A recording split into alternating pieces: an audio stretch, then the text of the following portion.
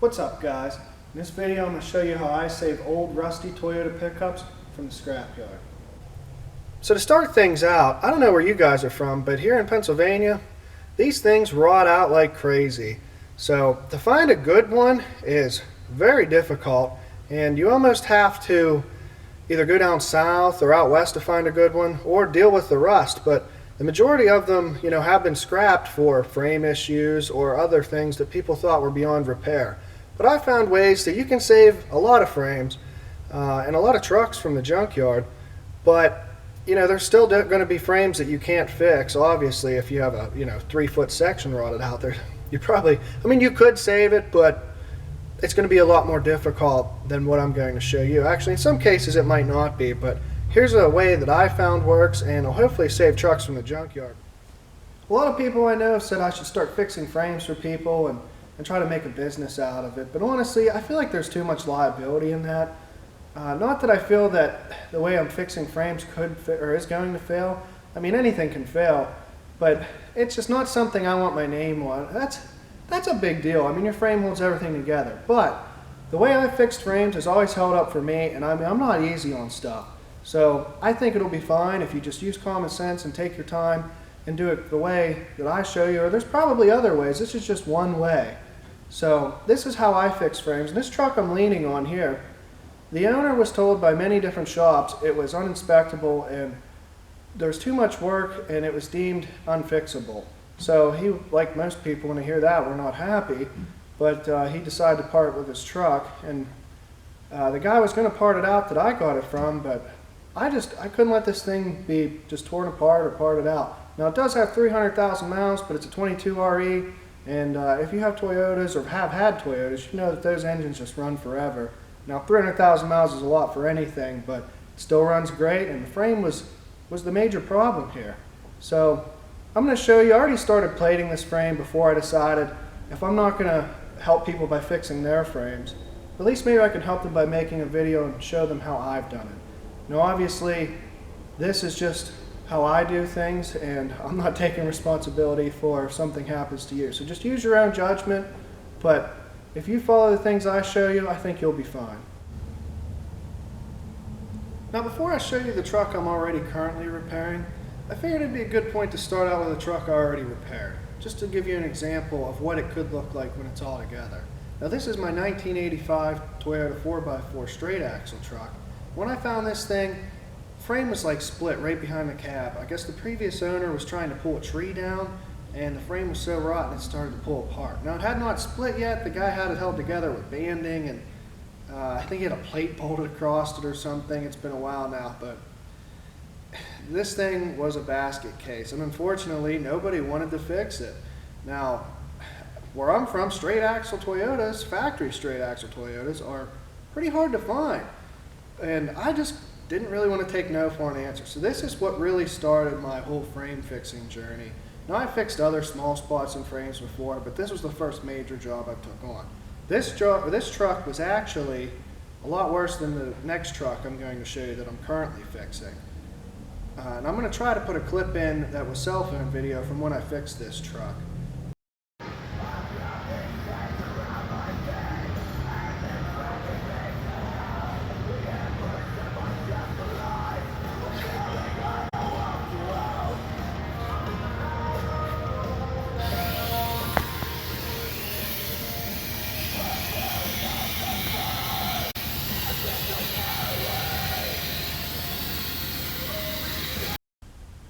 So now that you've seen how bad the frame was before, let's take a look at the finished product. So here, this thing, for the most part, is all said and done. This truck is currently waiting on, I have a Chevy 63 kit coming for it with 63 springs. I'm going to do a rear up front, and I have another set of axles I want to put in it. So it's just waiting on some stuff. So that's why I'm taking the time to work on the next truck I'm going to show you. But when I bought this thing, it was terrible. Now, this truck in particular, I plated with 3/16. The other truck I'm going to show you next, I'm using 1/8. Now, this thing is a 4-wheel drive, and I plan on running big tires. And I do plan on having it on the street, but it's mainly going to be off-road only. So I'd like to think that I'd want this one to be a little bit stronger than the other one. Not that I think 1/8 wouldn't work, but I just like to go overkill on things, and it probably doesn't need 3/16. But I had it and I used it, and I'm very pleased with how it came out. So originally the frame was broken down here, so I made these plates, and I just went from the body mount to here, and I cut all these mounts out, which you'll see on the next. I'll talk a little bit more about on the next truck, how I like to do that. And then I just plated the whole arch, and if I remember correctly, these weren't that bad on the outside, but I was plating everything else, so I figured I might as well just do it. And same thing with back here. I just continued on the rest of the way in this gas tank bar. Now I'll touch on this now because I don't think I need to touch on it later. These gas tank bars, notorious for rotting out. I mean, you can see there's a spot there, some small spots there, and a spot there, and I'm sure there's probably more underneath. Now, originally, and you'll see on the other frame, the stock location, there's just a hole here. Now you could either just cut this out and redo it, and if I ever convert this thing to propane instead of gasoline, I probably will just cut that out and make a new cross member. But for now, I think this is going to be plenty strong. So before I cap these off, I got black iron pipe, and I'll have to look and see if I can find, maybe I'll add it in the description, what size it is, because black iron, or gas pipe, whatever you want to call it, doesn't run the same size as it actually is. So you want to measure, go to your hardware store or wherever you can get black iron pipe, or any tube will work actually, but black iron's just cheap and everywhere. And it's, for this, it's very sturdy. It's not like we're building a roll cage. But you just find what your inside diameter of your hole is, the size of the inside of the hole, and then you find a piece that is the same on the outside as what you need on the inside, or just a little bit smaller, and run it through. And you can sleeve it, and then I actually just cut this out. I don't think it was actually rotted that bad, and welded it to the frame. And then anywhere I could along where it was rotted out, I just tried to weld it. I think especially, I might have cut this out so maybe it was rotted where this gas tank bracket goes, just try to give it some extra strength. So, and then on the insides, I plated also against to the shock mounts, and then down, the tank was out of this. I did the whole way down to the bottom, into the cross member. I mean, this whole back's plate, but this frame was really bad. If I remember correctly, there was like Bondo in here that I ended up grinding out, but you know, it's very sturdy, and I think it's going to hold up, and maybe one day I'll make a video on how it did hold up. But I mean, I'm planning on four-wheeling the heck out of it and just running it as hard as possible, so it's really going to put this frame to the test, and I honestly trust it. I can already tell this video is going to be a lot of talking, so I apologize for that. But just bear with me, and hopefully you'll listen to something I say and maybe take something from it.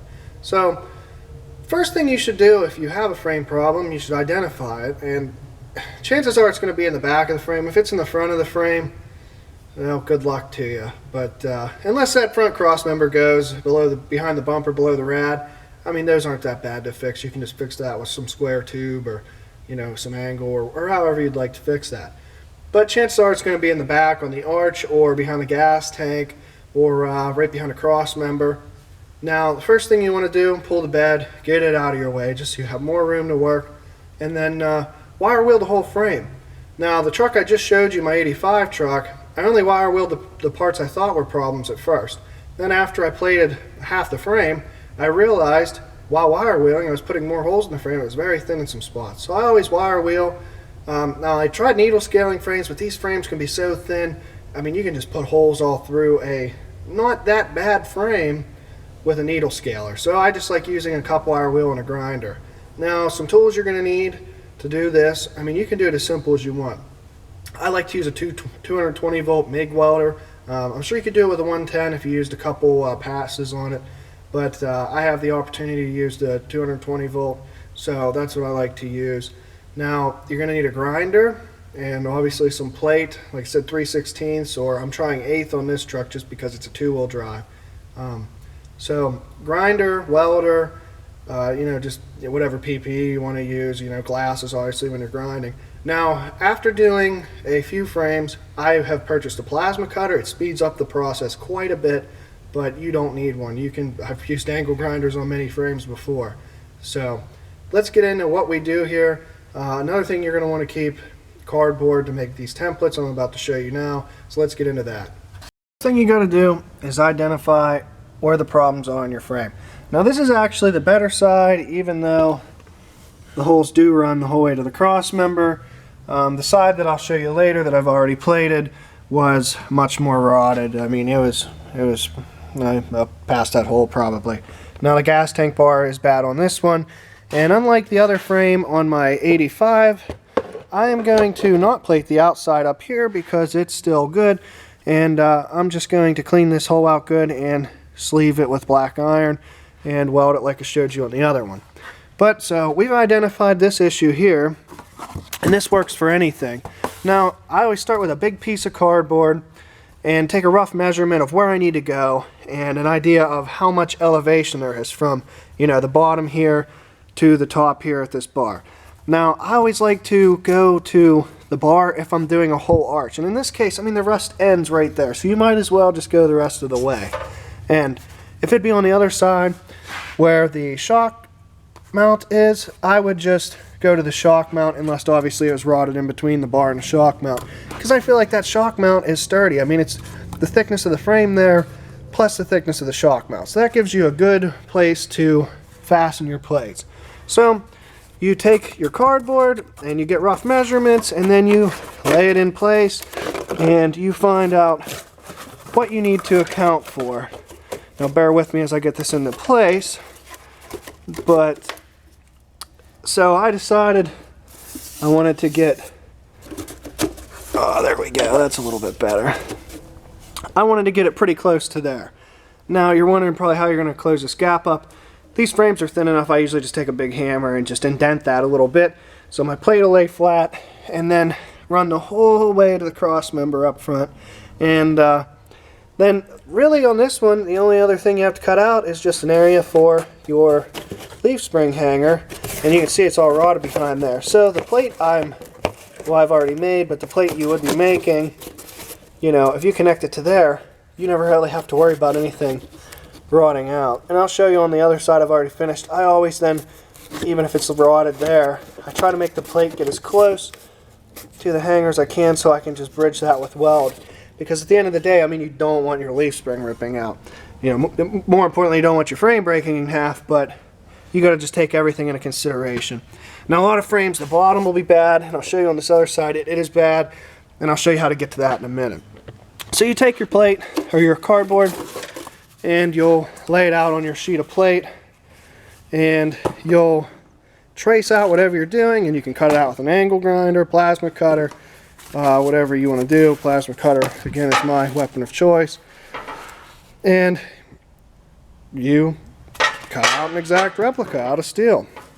Now, you will have to make some adjustments, and I usually just make those with the angle grinder and a grinding wheel cutoff wheel. Unless there are huge adjustments, then maybe I'll get the plasma back out.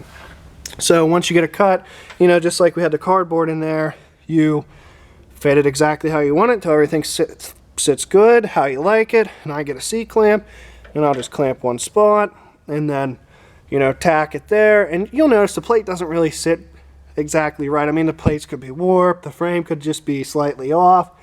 I mean, anything could happen. So I'll just start one spot, you know, just tack the top, put a little half-inch bead on there, move up a little bit, you know, and just watch the plate. If it's got a gap, you know, come back a little bit, or, you know, maybe there's something underneath of it that you missed. So just always be cautious of that, and before you start welding, that it's exactly how you want it. So here's the inside on the other side that I've already completed. Now this side has the shock mount, as I've mentioned, and I just went to there. Now obviously if you wanted to take your time and cut that out, and if this frame was worse and maybe had a hole there, but it was only bad up to about here, so I wasn't too concerned, and I only ran it to the shock mount. So, you know, excuse my welding, I'm no professional welder by any means, but it seems to do the job. So here's what I meant by, you know, bringing it down to the shock mount and just bridging the gap, and just welding everything in. And I always try to get back in here. It's hard to see now it's already been welded, but just to fill everything up that you can, and you want to make sure you weld the whole bottom. unless there's nothing there, which we'll get to in a second. And I hate that I do this, but I usually on this side, the non-gas tank side, just try to beat this up with a hammer so I can get in there and weld the rest of the way, and then weld down along the cross member, and that's about all there is for welding it in.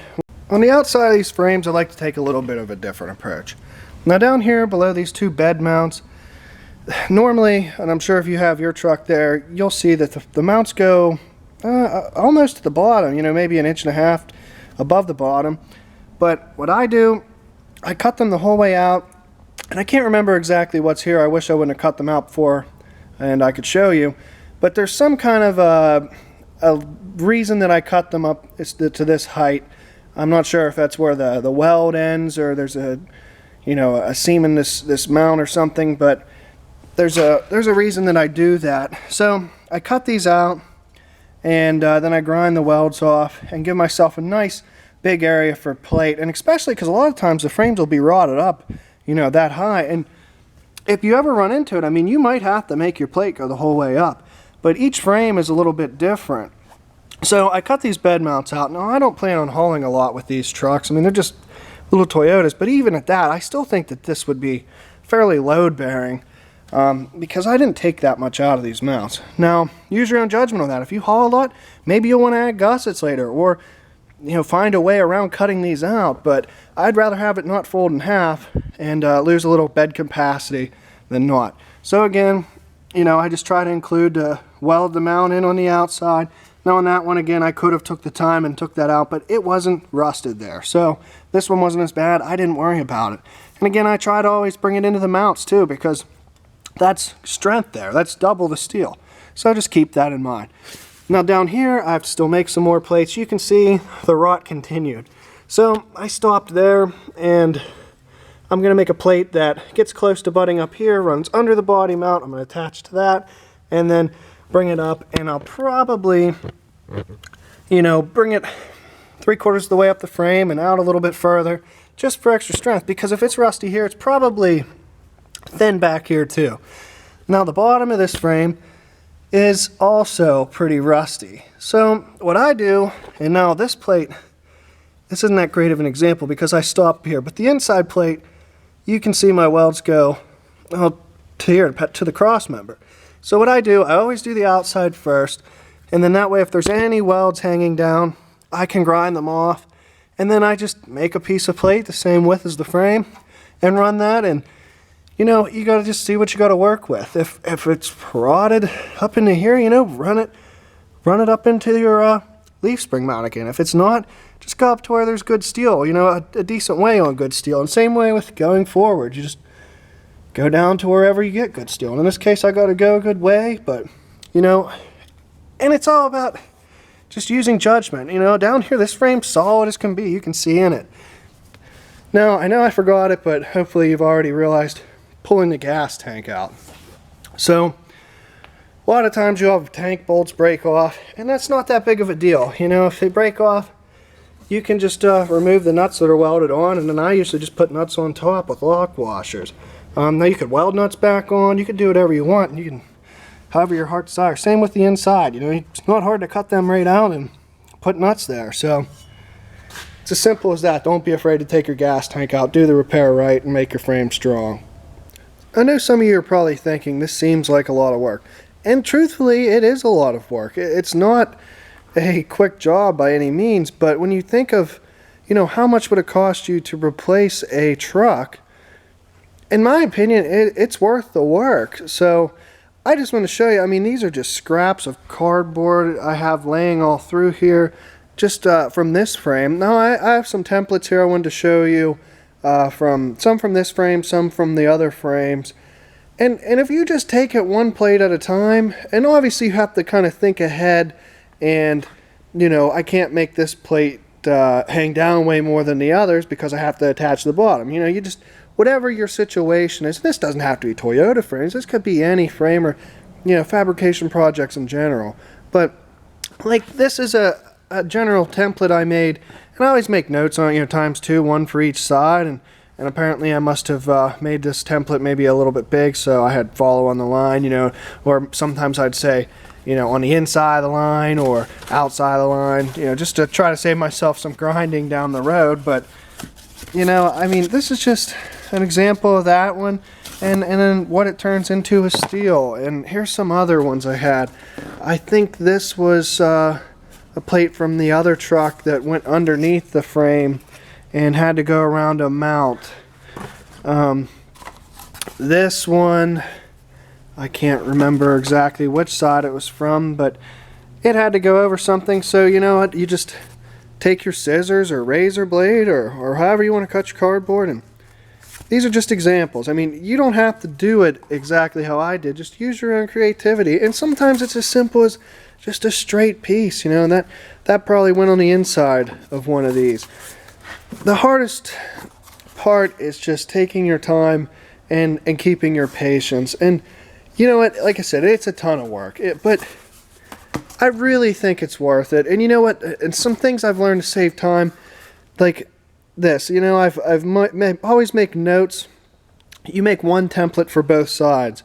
You know, this side's going to be longer because there's no shock mount, so you can measure how much shorter it has to be to cut that out, and you mark that on your template. And then when you're marking it on your steel, you know, it saves you the time of making both. So just always just try to use your judgment on what you're doing, and you can use this for even if your cross members rotted out. You know, you can make cardboard templates and fix that cross member.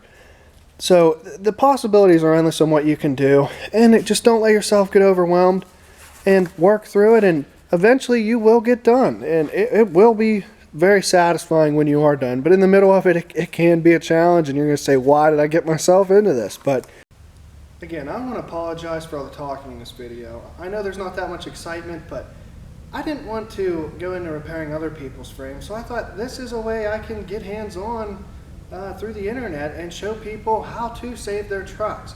These are great trucks, and they deserve to be saved, and even if it's just for running through the woods or a little beater truck, I mean, that's pretty much what they were made to do. But they're great trucks, so don't give up on your truck just because of a little bit of frame rust.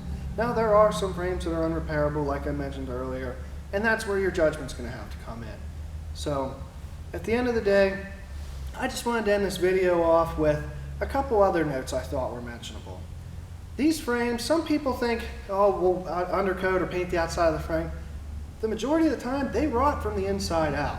Now, when you're doing your frame repairs, the best thing to do then, while you have holes in your frame, is to take air and blow the frame out. Now, there's access holes in the frame. You'll see they have little rubber plugs, if the plugs are still there. A lot of the time, they're already gone from previous owners or who knows what. But you pull those plugs out and just take air, or if you really wanted to, you could probably even pressure wash the inside of the frame out, and you'll be amazed how much stuff comes out.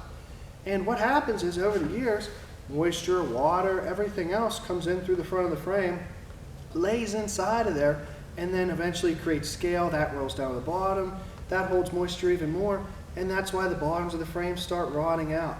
And usually the reason it gets to the arch in the back, behind the tank or on the other side, and rots first, that's the bend. That's the easiest place for that to collect. It's hard for it to make it up that arch and escape out the back of the frame. So you can work it out, and if your frame's not that bad, you know what, go ahead and you'll be amazed at the stuff that probably still might come out of it. So after you're done repairing your frame, another product I've learned works really well for this.